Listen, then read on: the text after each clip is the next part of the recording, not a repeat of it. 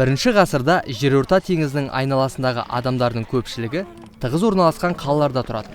Бұлардың бәрін Рим патшалығы басқаратын.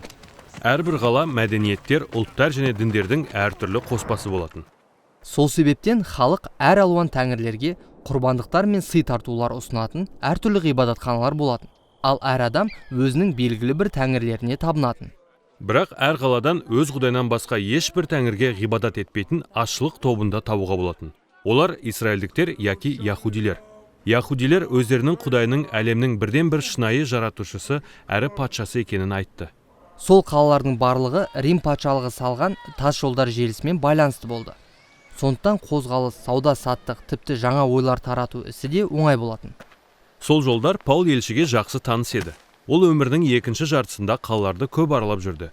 Сонда Паул Израиль сыйынған Құдай иенің халықтарға жаңа патша тағайындағаны жайлы хабарды жариялады. Бұл патша бұрынырақ болған ешқандай патшаға ұқсамады. Иә, патшалардың көбі күш көрсетіп, зорлық зомбылық жасайды. Ал осы жаңа патша өз өмірін басқалар үшін құрбан етіп, сүйіспеншілікпен билік жүргізеді. Оның есімі Иса, ал Паул патшаның жаршысы. Паул барлық адамды осы патшаның билігіне мойынсұнып өмір сүруге шақырады. Елшілердің істері жазбасының 3-ші бөлімінде Паулдың сапарлары мен адамдардың бұл хабарды қалай қабылдағаны туралы әңгімелер берілген. Біраз уақыт бойы Паул Антахия қаласында тұрып қызмет етті. Паул елші сол жерден қызметтестерімен бірге патшалықтың ерекше маңызы бар қалаларына құрлық және теңіз арқылы 3 рет ұзақ сапарға шықты. Қай қалаға келсе де, Паул әдетте алдымен өзінің яхуди ұлттастары жиналатын мәжілісханаға баратын. Елші сонда тәлім бере бастағанда, көне келісімде келетіні уәде етілген құтқарушы патша Мәсіх Нәзареттік Иса екенін көрсететін. Сондағылардың кейбіреулері бұл хабарға сенім артса, басқалары сенбеді. Ал тағы басқалары бұл хабарды адамдарды адастыратын қауіпті ілім деп есептеп, Паулды қаладан қуып шығу үшін бүлік шығарды. Сондай кездерде Паул оларды қалдырып, қайнаған қала базарына баратын.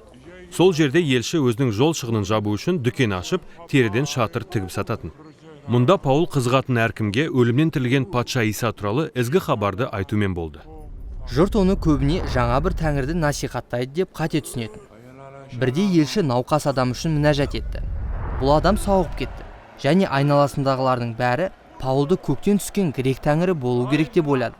Бірақ Паул бір ғана шынайы құдай бар екенін және өзінің соның қызметшісі екенін нықтап айтты. Бұл хабар көп жағдайда қарсылық пен бүлік туғызды. Соның салдарынан елші соққыға жығылып, тіпті түрмеге жабылды. Неге адамдар сондай тегеурінді қарсылық көрсетті? Себебі тәңірлерге табынушылық Рим мәдениетін біріктірген еді. Жұрт тәңірлер өздерінің қалаларын жамандықтан сақтайды деп сенетін. Және ғибадатханаларда тәңірлерге табынушылық экономиканың маңызды бөлігі болды. Алайда Паул Исаны жаңа тәңір ретінде тізімге қосқан жоқ. Қайта сол тәңірлердің түкке тұрғысыз жалған екенін айтты. Сонда Паул бұл ісімен адамдардың әдеттегі өмір салтына нұқсан келтіргені ғой. Иә, ол бұдан да артық нәрсе істеді. Паул Исаны жаңа патша деп жариялағанда, оны ие және Құдайдың ұлы деп атайды. Ал жұрт Рим патшасын дәл солай атайтын еді.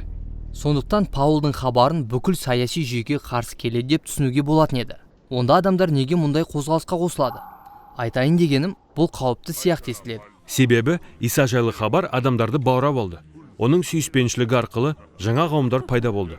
Оларда адамның ұлты, жынысы және экономикалық жағдайына қарамастан бәрі тең болды.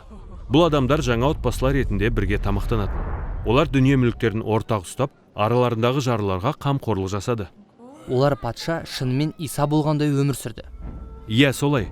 Осылайша Паул Иса туралы хабарды жариялаған қалалардың әрқайсысында адамдар Мәсіхке сенім артып, Құдайдың рухы арқылы жаңа жаратылыс болып өзгерді. Сондықтан Паул сондай қалаларда біраз қалып, жаңа сенушілерге Исаның жолы туралы тәлім беретін. Содан кейін ол жаңа қалаға баратын. Бұл қиын өмір болды. Паул көп азап пен ауыртпалықты басынан өткізді. Иә, оның солай істегенінің себебі мынау болды. Елші өзінің көрген ауыртпалықтары арқылы Мәсіх Исаның адамдар үшін шеккен азаптары мен өліміне ортақтасып жатырмын деп сенді. Паул Құдайдың сүйіспеншілігінің Иса туралы ізгі хабарды айтуға өзіне қозғау салғанын айтты. Осы жолда көрген қиыншылықтар кедергі болмады.